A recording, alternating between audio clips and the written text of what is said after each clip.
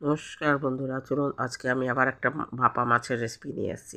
আজকে আমি কাতলা মাছ ভাপিয়ে করব, যার জন্য দেখুন আমি মাছগুলোকে ভালো করে পরিষ্কার করে নিয়েছি।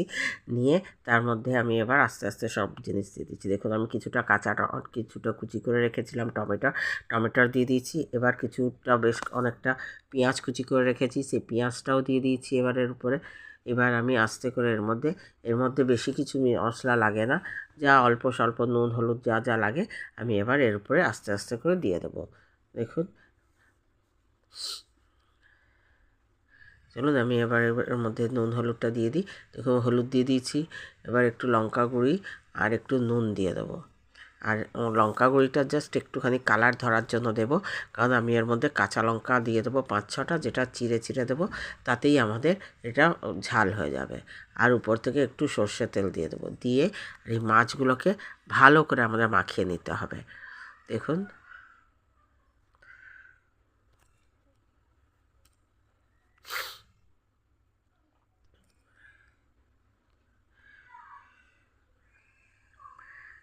এবার তেল দিয়ে দিচ্ছি। দেখুন, দিয়ে এবার এগুলোকে সবগুলোকে মাখাবো। বন্ধুরা, আপনাদের যদি আমার এই রেসিপিটা ভালো লাগে তো লাইক করবেন, কমেন্ট করবেন, শেয়ার করবেন। যদি ফেসবুক থেকে দেখছেন তো ফলো করবেন, আর যদি ইউটিউব থেকে দেখেন তো সাবস্ক্রাইব করে দেওয়ার অনুরোধ রইল।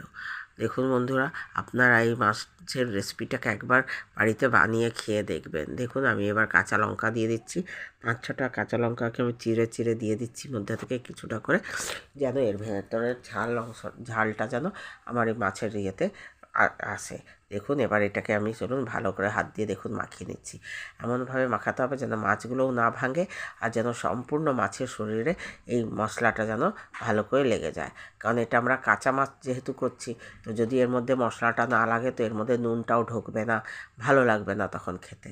ওই জন্য এটাকে আমরা ভালো করে মাখিয়ে নেবো হাত দিয়ে। বন্ধুরা, আপনাদের যদি আমার রেসিপিগুলো ভালো লাগে তো পেজটিকে আমার ফলো করে রাখার অনুরোধ রইল।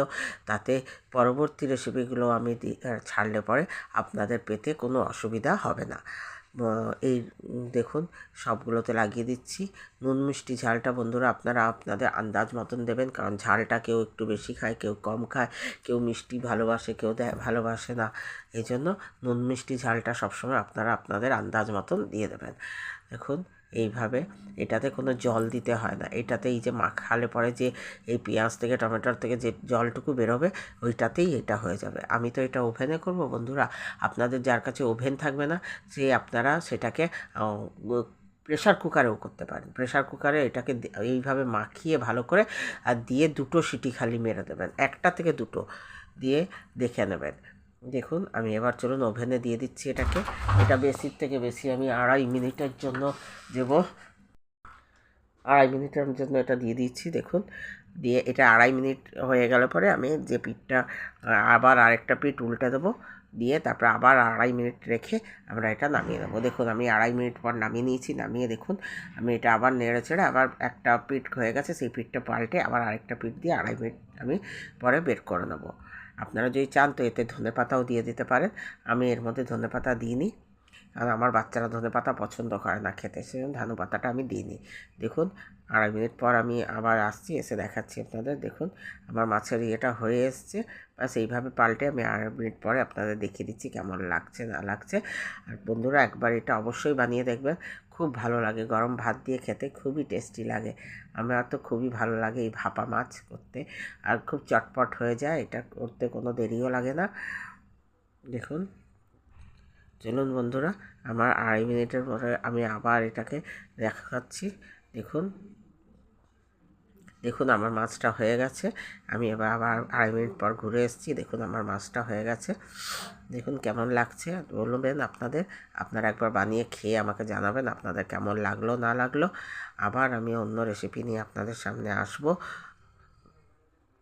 আপনারা কে কোথা থেকে দেখছেন না দেখছেন আমাকে জানাবেন, আর আপনারা দের মতামতও আমাকে জানাবেন।